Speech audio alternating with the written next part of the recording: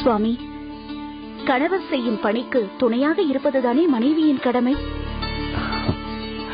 அதிலும் சிவனடியார்களுக்கு தொண்டு செய்வதென்பது அது சிவத்திற்கே போய் சேர்கிறது என்றல்லவா சொல்வார்கள். சிவகாமி, நீ எனக்கு மனைவியாக அமைந்தது நான் செய்த பாக்கியம் என்றுதான் சொல்ல வேண்டும். இல்லை சுவாமி, தங்களை கணவராக அடைந்ததன் மூலம் நான் தான் பாக்கியம் செய்திருக்கிறேன். சிவகாமி, இன்று போல் என்றும் நாம் அன்போடு வாழ வேண்டும். நமக்குள் ஒளிவு மறைவு என்பதே இருக்கக்கூடாது என்று நான் நினைக்கிறேன். உனக்காக நான், எனக்காக நீ என்று இணைந்து வாழ்வோம். உன் மனதில் ஏதேனும் விருப்பம் இருந்தால் நீ தாராளமாக சொல். எனக்கென்று தனி விருப்பம் என்ன இருக்கிறது சுவாமி? திருமணமான பெண்ணிற்கு இருக்கக்கூடியதெல்லாம் ஒரே ஒரு விருப்பம்தான். என்ன அது? என் கணவர் என்னை தவிர வேற எந்த பெண்ணையும் ஏறெடுத்து பார்க்க கூடாது. தனக்கு மட்டுமே சொந்தமாய் இருக்க வேண்டும் என்று விரும்புவாள். நானும் அப்படி நினைப்பது சரிதானே? அதில் என்ன சந்தேகம்? உன்னை பார்த்த கண்கள் வேறு எந்த பெண்ணையும் பார்க்காத. இது போதும் சுவாமி.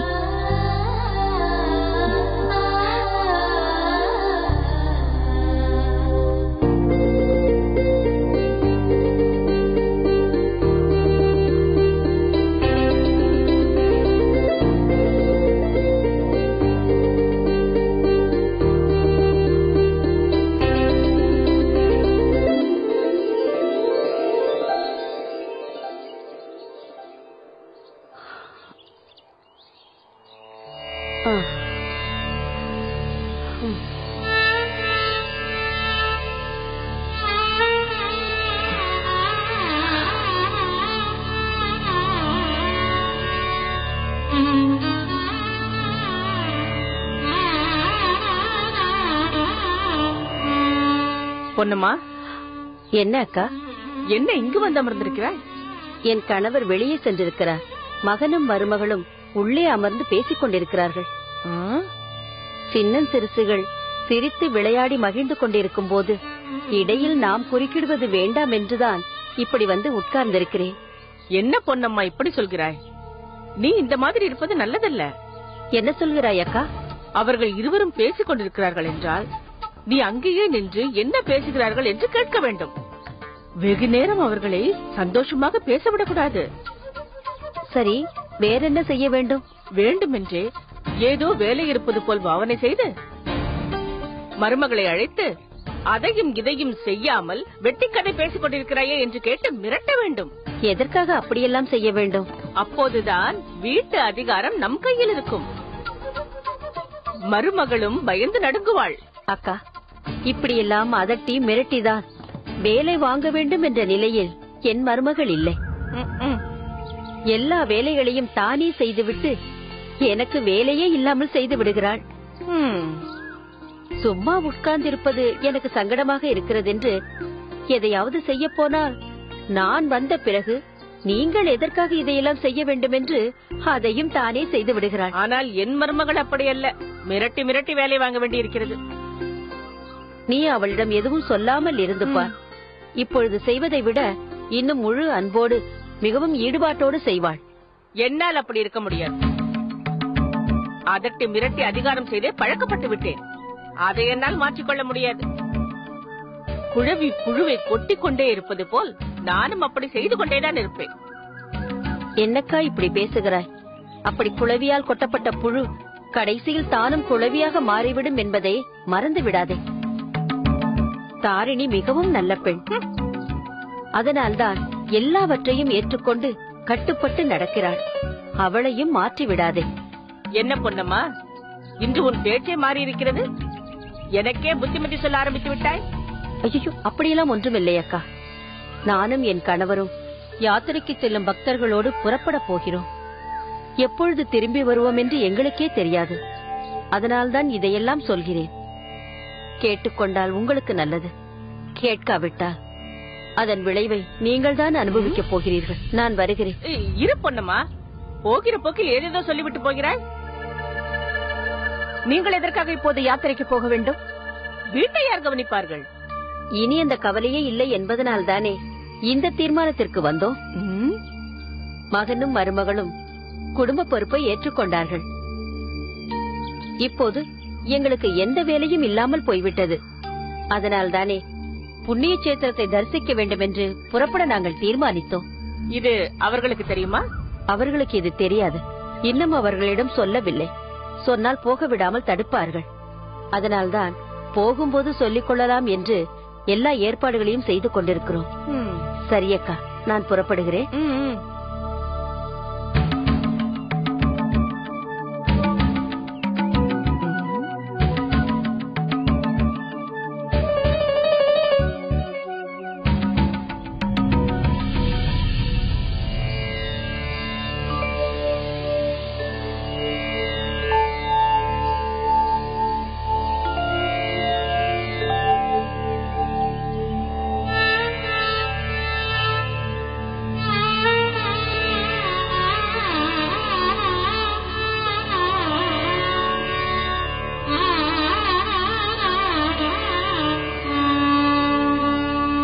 சிவகாமி, சொல்லுங்கள் அத்தை. இன்னும் நீ உணவு உண்ணவில்லை போல் தெரிகிறதே. ஆமத்தை. ஏன்? அவர் இன்னும் வரவில்லையே. சில நாட்களில் அவன் வருவதற்கு தாமதமாகும் அம்மா. அதுவரையிலும் நீ பசியோடு காத்திருக்க முடியுமா? போமா, போய் சாப்பிடு. பரவாயில்லை அத்தை, ஒரு நாள் தாமதமானால் என்ன? அவர் வந்து உண்ட பிறகு நான் உண்ணுகிறேன். எவ்வளவு நேரமம்மா நீ காத்துக் கொண்டிருப்பாய்?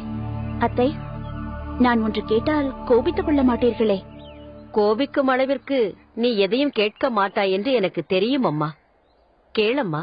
மாமா சாப்பிடாமல் நீங்கள் என்றாவது சாப்பிட்டதுண்டா? இல்லை அம்மா. அத்தை, நான் உங்கள் மருமகளாயிற்றே, நான் மட்டும் எப்படி அதை மீற முடியும்? அம்மா,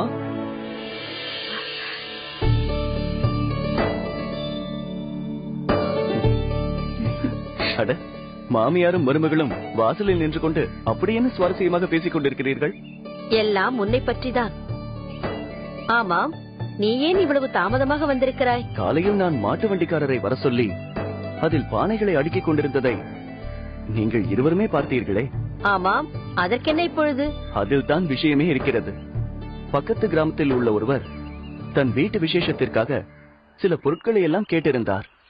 அதை கொண்டு போய் கொடுத்து விட்டு வருவதற்கு இவ்வளவு நேரம் ஆகிவிட்டது. அதைத்தான் நான் உன் மனைவியிடம் சொல்லி நீ சாப்பிடமா என்றேன். கேட்டால் தானே எவ்வளவு நேரமானாலும் சரி, அவர் வந்த பிறகு சாப்பிடுகிறேன் என்று வாசலிலேயே காத்துக் கொண்டிருக்கிறாள். அது எனக்கு தெரியும் அம்மா.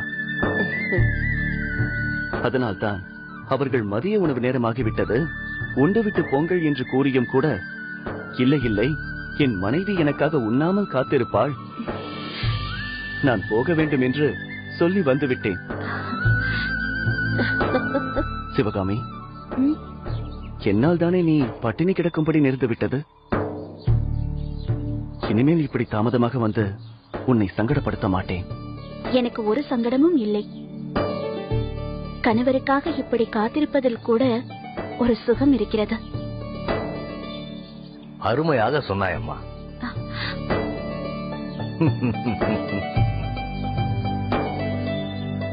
கணவனுக்காக மனைவியும் மனைவிக்காக கணவனும் காத்திருப்பதில்தான் உண்மையான சுகமே இருக்கிறது.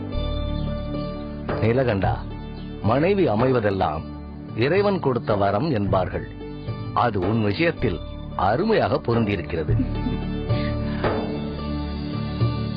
ஆனால் நான் தான் கொடுத்து வைக்கவில்லை.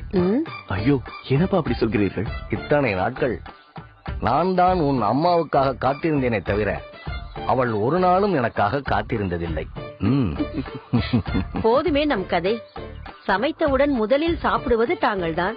பிறகு நான் எப்படி காத்துக் கொண்டிருக்க முடியும்? நீலகண்டன் சாப்பிடாமல் வந்திருக்கிறான். சிவகாமியும் நீலகண்டனுக்காக சாப்பிடாமல் வெளியே காத்துக் கொண்டிருக்கிறாள். சரி சிவகாமி, நீலகண்டனை அழைத்துக் கொண்டு இருவரும் உணவு உண்ணுங்கள். சரிங்கள் அத்தை, அழைத்துச் செல். வாருங்கள்.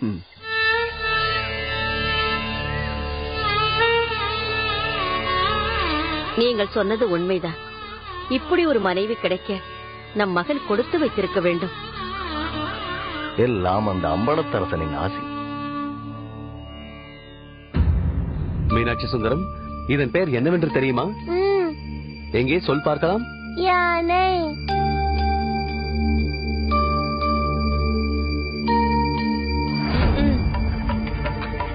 யாத்திரைக்கு போக வேண்டியவர்கள் எல்லாம் வீட்டிலேயே உட்கார்ந்து கொண்டு அசைய மாட்டேன் என்கிறார்கள். வீட்டிற்குள் இருக்க வேண்டியவர்கள் எல்லாம் யாத்திரைக்கு போகிறேன் என்கிறார்கள். யாரை பற்றி சொல்கிறாய்? யாத்திரைக்கு யார் போகிறார்கள்? பக்கத்து வீட்டு பொன்னம்மா அத்தையும் மாமாவும் போகிறார்களாம். யார் போயிருக்க வேண்டும் என்கிறாய்? எதையாவது என் வாயால் சொல்லி வாங்கி கட்டிக்கொள்ள வேண்டுமா? அவர் என்ன பேசினாலும் தாங்கள் அதை பற்றி கேட்கப் போவதில்லை. பிறகென்ன? என்ன செய்ய சொல்கிறாய் தாரணி? திருமணம் செய்து கொண்ட ஆண் பிள்ளை ஒவ்வொருவரும் இருபுறமும் அடிப்படும் மிருதங்கமாகத்தான் இருக்கிறார்கள். ஏதோ நீலகண்டனை போல் இருவருக்கு தாயும் தாரமும் ஒத்துப்போவதால் சத்தம் இல்லாமல் இருக்கிறது. உங்கள் அம்மா என்னை கடுமையாக பேசினாலும் அவ்வப்போது வந்து தடுப்பதற்கு பொன்னம்மா அத்தை ஒருவராவது இருந்தார். இப்பொழுது அவரும் போய்விட்டால் நீங்கள் இல்லாத நேரத்தில் எனது நிலை அவ்வளவுதான். தாரணி, நீ என்னிடம் ஒரு பொருளை தந்து அதை நான் வாங்க மறுத்தால் அது யாரிடம் இருக்கும்? என்னிடமேதான் இருக்கும். அதே போல்தான் அம்மா உன்னிடம் கடுமையாக பேசும்போது அதை நீ வாங்கிக் கொள்ளாதே. அப்போது அந்த பேச்சு அவரிடமே இருந்துவிடும். ஏய், என்னடி இவன் வீட்டில் இருக்கிறான் என்றதும் உனக்கு அலட்சியம் வந்து விட்டதோ? நான் ஒருத்தி இங்கே இருக்கும் பொழுது அவனிடம் சென்று குழைந்து பேச ஆரம்பித்து விட்டாயா? இங்கேயே இப்பொழுதே தலையணை மந்திரம் போட ஆரம்பித்து விட்டாயோ? அவளால் எனக்கு தலையணை மந்திரம் போட முடியாதம்மா. ஏன்? நான் தலையணையே வைத்துக் கொள்வதில்லையே.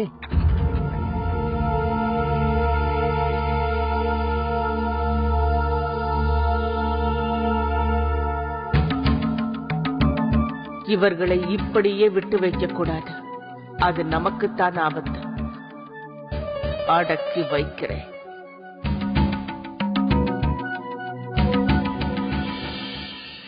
சிவகாமி, நீ இந்த வீட்டிற்கு மருமகளாக வந்த பிறகு எனக்கு எந்த வேலையும் இல்லாமல் செய்துவிட்டாயம்மா. காலமெல்லாம் இந்த குடும்பத்திற்காக பாடுபட்டீர்கள். இனியாவது சற்று ஓய்வெடுக்க வேண்டாமா? இருந்தாலும் எல்லா வேலைகளையும் நீயே இழுத்து போட்டு செய்யும் பொழுது எனக்கு வெறுமே உட்கார்ந்திருக்க மிகவும் சங்கடமாக இருக்கிறது. யார் உங்களை வெறுமே இருக்க சொன்னது? இதை அப்படி செய், அதை இப்படி செய் என்று என்னை வேலை வாங்க வேண்டியது உங்களுடைய வேலைதானே? அதற்கு நீ இடம் கொடுத்தாதானே அம்மா? நான் சொல்வதற்கு முன்பே இந்த வீட்டு வேலைகள் அனைத்தையும் செய்து முடித்துவிட்டு என்னை திக்குமுக்காட வைத்து விடுகிறாயே. நீலகண்டா, அப்பா, நான் உன்னிடம் சில கருத்துக்களை கூற வேண்டும் என்பதற்காகத்தான் உன்னை கூப்பிட்டேன். சொல்லலாம் இல்லையா? என்னப்பா இப்படி கேட்கிறீர்கள்? இன்று வரை நீங்கள் சொன்னவற்றை கேட்டுதானே ஒவ்வொன்றையும் நான் செய்து கொண்டிருக்கிறேன். என்னை பொறுத்தவரையில் நீங்கள் என் தகப்பன் மட்டும் அல்லப்பா, நல்வழியை காட்டும் ஒரு குருவும் கூட. மகிழ்ச்சி அப்பா.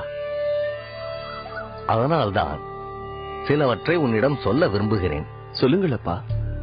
பானை செய்யும் போது மண் பதமாக இருக்க வேண்டும் என்பதற்காக காலால் போட்டு மிதிக்கிறோம் அல்லவா? அதேபோல் நம் மனமும் பதமாக இருக்கிறதா என்று பார்க்க நம்மை நாமே பரிசோதிக்க வேண்டும். தவறான எண்ணங்கள் புகுந்தால் அதை மிதித்து தள்ளிவிட வேண்டும். பொருத்தமாக சொன்னீர்கள் அப்பா. பானை செய்வதற்காக நாம் சுற்றும் சக்கரம் வாழ்க்கை சக்கரத்தை போன்றது. அதை சரியாக சுற்றினால்தான் பயணம் தடையின்றி தொடரும். ஒரு தேர் சீராக ஓட வேண்டுமென்றால் இரு சக்கரங்கள் இணைந்து செல்ல வேண்டும். அதுபோல் கணவன் மனைவி இருவரும் ஒரே கருத்தோடு செயல்பட்டால்தான் குடும்பம் எனும் தேர் சீராக ஓடிக்கொண்டிருக்கும். உண்மைதான் அத்தை. ஒரு பெண் இல்லற வாழ்விற்குரிய நற்குணங்களை பெற்றவள் என்பதற்கு அடையாளமே கணவரது வருவாய்க்கு தக்கபடி செலவு செய்து ஆடம்பரம் இல்லாமல் அமைதியாக குடும்பத்தை நடத்துவதுதான். ஆமத்தை. பொருளாதாரத்தை சீராக்க வேண்டியது எப்படி ஒரு மனைவியின் கடமையோ அதே போல்தான் கணவனுக்கு பக்தியோடு பணிவிடை செய்ய வேண்டியதும் மனைவியுடைய தலையாய கடமை. காரணம், மனைவிக்கு கணவர் குருவை போன்றவர். கணவர் செய்யும் தான தர்மத்தின் பலன் மனைவியையும் வந்து சேர்கிறது. ஈசனின் மீது பக்தி செய்து கணவர் நற்கதியை அடையும் போது அவருடைய மனைவிக்கும் அவ்வழி திறந்து கொடுக்கிறது. எனவே கணவனும் மனைவியும் குரு சிஷ்ய ஸ்தானத்தில் வாழ்ந்துவிட்டால் அக்குடும்பத்தில் இல்லாததென்று எதுவும் இருக்காது. நீலகண்டா, சூளை போடும்போது நீ மிகவும் எச்சரிக்கையாக இருக்க வேண்டும். நெருப்பை மூட்டும் முன் சூளையை நன்றாக சோதிக்க வேண்டும். ஏனப்பா? நீ கோராக்குப்பன் கதையை கேட்டிருக்கிறாயா? இல்லையப்பா. நம்மை போல் குயவர்தான் அவர். ஹரிபக்தியில் சிறந்தவர். ஒரு நாள் சூளை போடும்போது உள்ளே என்ன இருக்கிறது என்று பார்க்காமல் நெருப்பை பற்ற வைத்து விட்டார். அப்போது சில பூனைக்குட்டிகள் உள்ளே இருந்து அச்சத்தோடு குரல் கொடுக்க தாய் பூனை ஓடி வந்து சூளையை சுற்றி சுற்றி வந்து அலறியது. அதை கண்ட கோரக்குப்பர், இறைவா, உள்ளே அகப்பட்ட ஜீவனை காப்பாற்று என்று அலறியபடி நெருப்பை அணைத்து உள்ளே பார்த்தார். ஹரியின் அருளால் அவற்றிற்கு எதுவும் நேரவில்லை. கேட்கவே மனம் பதறுகிறதப்பா. இனி நான் எப்போது சூளை போட்டாலும் மிகுந்த எச்சரிக்கையுடன் அதை செய்வேன். மனித வாழ்வின் மிக உயர்ந்த பண்பே உயிர்களிடத்தில் அன்பு செலுத்துவதுதான். ஜீவ காருண்யத்திற்கு ஈடான அறம் வேறு எதுவும் இல்லை. இல்லற வாழ்வின் சிறப்பே அறம்தானே. அதிலும் அது மற்றவர் பழிக்கும் குற்றங்கள் ஏதும் இல்லாததாயிருந்தால் மிகுந்த பெருமை தரும். சிவகாமி, ஒரு இல்லத்தரசி விடியற் காலையிலேயே நீராடி வாசலை மெழுகி கோலமிட்டு மங்களகரமாக வைத்துக் கொள்ள வேண்டும் என்று சொல்வது எதற்காக என்று நீ அறிவாயா? சொல்லுங்கள் அத்தை. மகாலட்சுமி ஒரு வீட்டில் வாசம் செய்ய வேண்டும் என்று வீதியில் நடந்து வந்தபோது முதல் வீட்டில் திண்ணையில் சிலர் உறங்க உள்ளே அடுப்பு புகைந்து கொண்டிருந்ததாம்.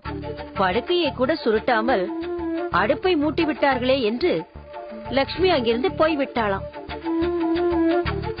அடுத்த வீட்டு வாசலிலேயே உட்கார்ந்து எண்ணெய் தேய்த்துக் கொண்டிருந்தார்களாம். அதை பார்த்த லட்சுமி, என்னை உள்ளே வராதே என்று தடுப்பது போல் வாசலிலேயே எண்ணெய் தேய்த்துக் கொண்டு உட்கார்ந்திருக்கிறார்களே என்று அங்கிருந்தும் போய்விட்டாளாம். மூன்றாவது வீட்டில் அழகாக கோலமிட்டு மகிழம்பூக்கள் வைத்திருந்தார்களாம். அதைக் கண்ட லட்சுமியே, இந்த இடம் மங்களகரமாக இருக்கிறதே என்று உள்ளே சென்று வாழத் தொடங்கினாராம். ஆஹா, இதற்கு இவ்வளவு மகத்துவம் இருக்கிறது என்பது இப்போதுதான் எனக்கு புரிகிறது அத்தை. நீலகண்டா, இல்லறத்தில் இருப்பவர்கள் துறவரம் பூண்டவர்களுக்கு துணையாக இருக்க கடமைப்பட்டவர்கள். திருவோடு செய்து தருவதன் மூலம் நீ அதை சிறப்பாக செய்து கொண்டிருக்கிறாய். பொருள் சேர்க்கும் போது பழிக்கு அஞ்சி நேர்மையோடு சேர்த்து பகுத்து உண்டாள். அதன் ஒழுங்குமுறை மாறாது. நீ அதில் எப்பவும் உறுதியாக இருக்கிறாய். மொத்தத்தில் உனக்கு நான் சொல்லித்தான் நீ கடைபிடிக்க வேண்டும் என்று ஏதும் இல்லை. இருப்பினும் தந்தை என்ற முறையில் சிலவற்றை சொல்ல வேண்டும் என்று எனக்கு தோன்றியது. அதனால் சொன்னேன். அப்பா, தங்களை தவிர வேறு யாரால் எனக்கு இதையெல்லாம் சொல்ல முடியும்? இனி நான் தாங்கள் சொன்னபடியே நடந்து கொள்கிறேன் அப்பா. சிவகாமி, அத்தை, இல்லறத்தில் ஈடுபட்ட ஒரு பெண் பிறந்த வீட்டிற்கும் புகுந்த வீட்டிற்கும் பெருமை சேர்ப்பவளாக இருக்க வேண்டும். கணவர் மனமறிந்து நடந்து அவர் செயல்கள் அனைத்துக்கும் துணை நிற்பவளாக இருக்க வேண்டும்.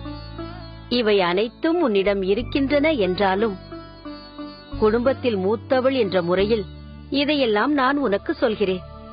இனி நீ நாங்கள் வீட்டில் இருந்தாலும் இல்லாவிட்டாலும் பொறுப்பை ஏற்றுக்கொண்டு எல்லாவற்றையும் நன்றாக நடத்த வேண்டும். எங்கள் பிள்ளையை உன்னிடம் ஒப்படைக்கிறோம். நீதானம்மா அவனை கண்ணும் கருத்துமாக பார்த்துக் கொள்ள வேண்டும். உங்கள் அறிவுரைப்படியே நடந்து கொள்கிறேன் அத்தை. இது சத்தியம்.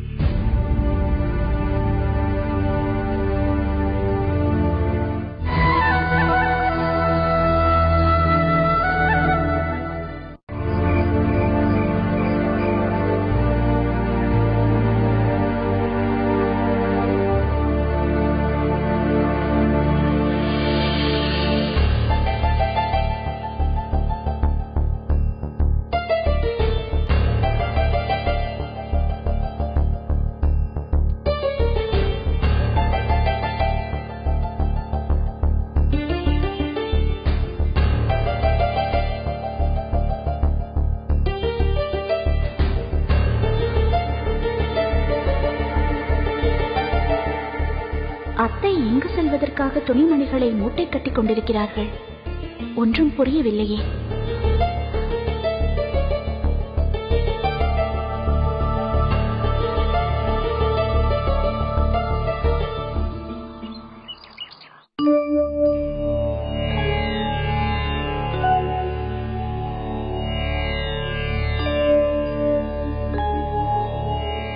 சுவாமி, என்ன சிவகாமி?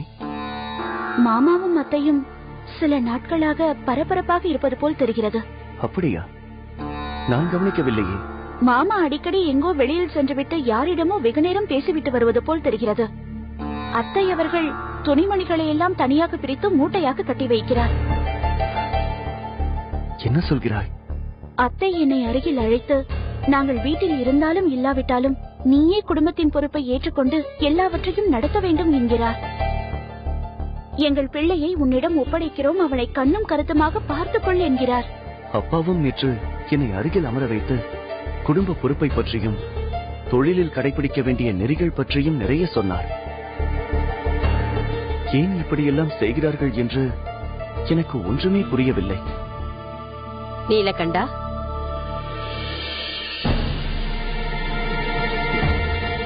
அப்பா, என்ன இதெல்லாம்? அத்தை, என்ன இது மூட்டை முடிச்சுகளோடு வந்து நிற்கிறீர்கள்? நீலகண்டா, நீண்ட நாட்களாக காசி யாத்திரை சென்று விஸ்வநாதரை தரிசிக்க வேண்டும் என்று ஆசை. அதற்கான வேளை இப்பொழுதுதான் வந்திருக்கிறது.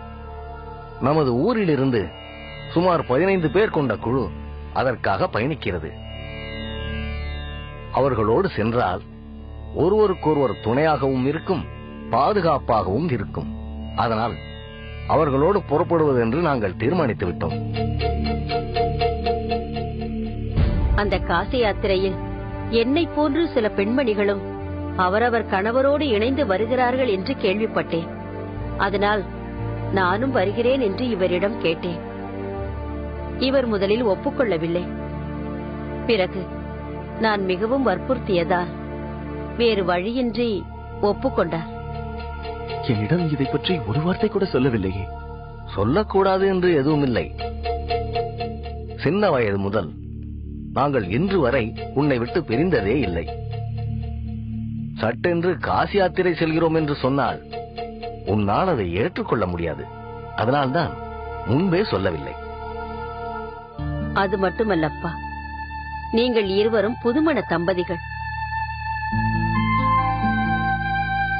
ஒருவரை ஒருவர் புரிந்து கொண்டு வாழ்க்கையை நடத்துவதற்கான பக்குவம் வேண்டும். அதற்காகத்தான் இத்தனை நாட்கள் காத்துக் கொண்டிருந்தோம். அந்த பக்குவம் இப்பொழுது உங்கள் இருவருக்கும் வந்துவிட்டது என்று உறுதி செய்த பிறகுதான் காசி யாத்திரைக்கு செல்ல வேண்டும் என்ற முடிவையே நாங்கள் எடுத்தோம். ஏனத்தை, இதற்காகத்தான் சில நாட்களாக எனக்கு இவ்வளவு புத்திமதிகள் சொன்னீர்களா? என்னதான் சொன்னாலும் நீங்கள் என் அருகில் இருந்து வழிகாட்டுவது போல் ஆகுமா? நீங்கள் இல்லாத நாட்களில் நான் எப்படி குடும்பத்தை நடத்துவேன்? சிவகாமி, நீ மிகவும் பண்பட்டவள். இங்கு வந்து சில நாட்களிலேயே நான் சொல்லாமல் எல்லாவற்றையும் புரிந்து கொண்டாய். குடும்ப பொறுப்பை ஏற்றுக்கொண்டு மிக சிறப்பாக நடத்தி கொண்டிருக்கிறாய். நான் இருக்க வேண்டும் என்ற அவசியமே இல்லை.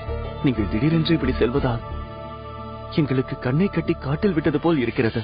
நீலகண்டா, நாங்கள் என்ன அங்கு சென்று அப்படியே தங்கிவிடவா போகிறோம்? வருபவர்கள் எல்லோரும் அவரவர்களுடைய பணிகளை நிறுத்திவிட்டுத்தான் வருகிறார்கள். விரைவில் திரும்பி வர வேண்டும் என்றுதான் விரும்புகிறார்கள். அதேபோல் நாங்களும் அவர்களோடு வரத்தான் போகிறோம். என்ன, நீண்ட தூர நடைப்பயணமானதால் சில மாதங்கள் ஆகலாம். ஆனால் நிச்சயம் வரத்தானே போகிறோம். நீங்கள் சொல்வதெல்லாம் உண்மைதான் என்பது மனதிற்கு புரிகிறது. இருந்தாலும் திடீரென நீங்கள் இருவருமே எங்களை விட்டு வெகு தூரம் போகிறீர்கள் என்பதை தாங்கிக் கொள்ள முடியவில்லை. அதே நேரம் காசி யாத்திரை என்பதால் எங்களால் மறுக்கவும் முடியவில்லை. சென்று வாருங்கள். சரியப்பா, நாங்கள் வருகிறோம். வருகிறோம்.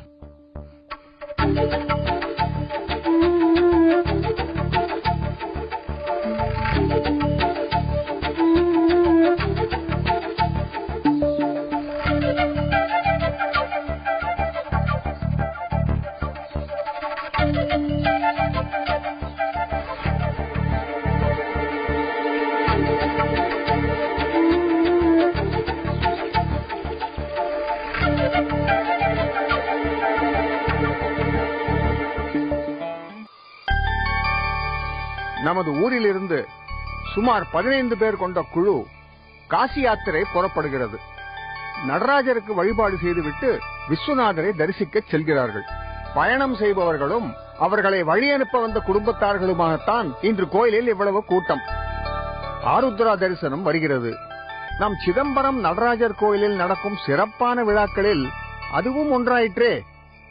அதை பற்றி பேசத்தான் அழைத்தேன். அந்த விழாவின் பெருமை உங்களுக்கு தெரியும் அல்லவா? தீட்சிதரே, உங்கள் வாக்கால் நீங்களே சொல்லுங்கள். இந்த மார்கழி மாதத்தில் திருவாதிரை நட்சத்திரம் கூடிய பௌர்ணமியில் நடத்தப்பெறுவதுதான் ஆருத்ரா தரிசனம். சிவபெருமானுக்கு உரிய நட்சத்திரம் திருவாதிரை என்பதால் இதை ஆதிரை திருநாள் என்று கூறுகிறோம். அந்த நாளில் இரவெல்லாம் விழித்திருந்து ஒவ்வொரு ஜாமத்திலும் அபிஷேகம் செய்து வழிபடுவோருக்கு சகல நலங்களும் கிடைக்கும். அந்த நாளில் ஆடவல்லானை தரிசித்தால் ஆண்டு முழுவதும் தரிசித்த புண்ணியம் கிடைக்கும். ஆடவல்லானுக்கு நடக்கும் விழா என்பதால் அன்றைய தினத்தில் நடனக்கலையில் சிறந்தவர்களை அழைத்து வந்து நடனமாடச் செய்கிறோம் இல்லையா? அதேதான். நாட்டியக்கலை நமது நடராஜர் ஆடிக்காட்டிய கலை அல்லவா? கலைகளில் சிறந்தது நாட்டியக்கலை. அதனால்தான் ஒவ்வொரு ஆண்டும் ஆடவல்லான் விழாவிலே அதை நடத்துகிறோம். அதில் ஆடுவதற்கு வாய்ப்பு கேட்டு இந்த இரு குழுவினரும் வந்திருக்கிறார்கள். நாம் ஆருத்ரா நாளில் அபிஷேக ஆராதனைகளை வழக்கம் போல் நடத்திவிடுவோம். இந்த இரு குழுவினரில் எவருக்கு வாய்ப்பளிப்பது என்பது பற்றி நீங்களே கலந்து பேசி ஒரு தீர்மானத்திற்கு வர வேண்டும். ஏனம்மா, நீங்கள் வேப்பம்பட்டியில் இருந்து வந்த நடனக்குழுதானே? ஆமையா. சென்ற ஆண்டு நீங்கள் தானே இங்கு நடனமாடினீர்கள்? நாங்கள் தான் ஐயா. இவர்கள் சென்ற ஆண்டு சிறப்பாக நடனமாடினார்களே. நடன பாவங்கள் எல்லாம் நளினமாக இருந்தனவே.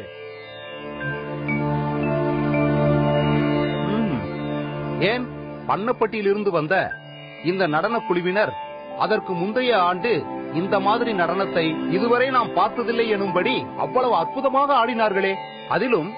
அதில் ஆடிய நிரஞ்சனா என்ற பெண் அருமை அருமை. சற்று பொறுங்கள். இவர்கள் சென்ற ஆண்டு இங்கு நடனம் புரிந்தவர்கள். அவர்கள் அதற்கு முந்தைய ஆண்டே நடனமாடியவர்கள்.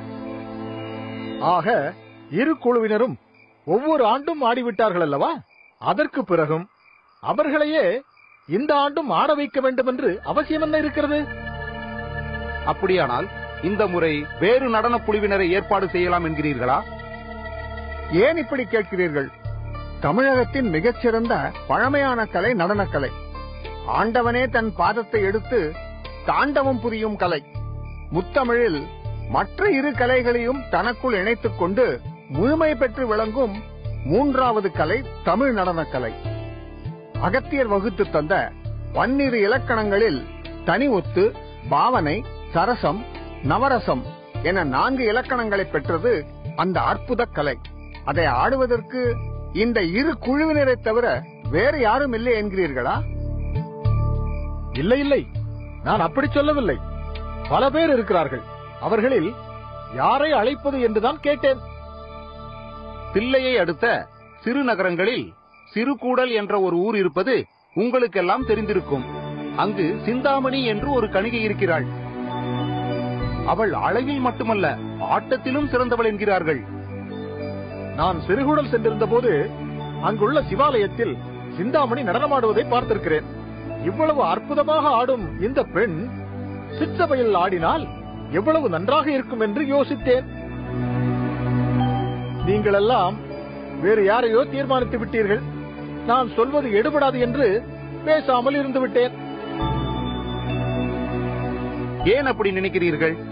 திறமைசாலிகள் எங்கிருந்தாலும் அவர்களை வரவழைத்து வாய்ப்பு கொடுப்பதுதானே முறை. அதிலும் தில்லைக்கு அருகாமையிலேயே உள்ள ஒரு சிறு நகரத்தில் இருக்கிறார்கள் என்றால் அவர்களை அழைத்து வருவதில் ஒரு பிரச்சனையும் இல்லையே. தாங்கள் சொல்வதும் சரிதான். அப்படியானால் இந்த ஆண்டு அவர்கள் நிகழ்ச்சியை ஏற்பாடு செய்து விடலாம் அல்லவா? நிச்சயமாக. ஒவ்வொரு ஆண்டும் புதியவர்கள் இடம்பெற்றால்தான் அவர்களுக்கும் ஒரு வாய்ப்பு கொடுத்ததாக இருக்கும். அதன் காரணமாக அவர்களுக்கு அது ஒரு அங்கீகாரமாக இருக்கும் அல்லவா?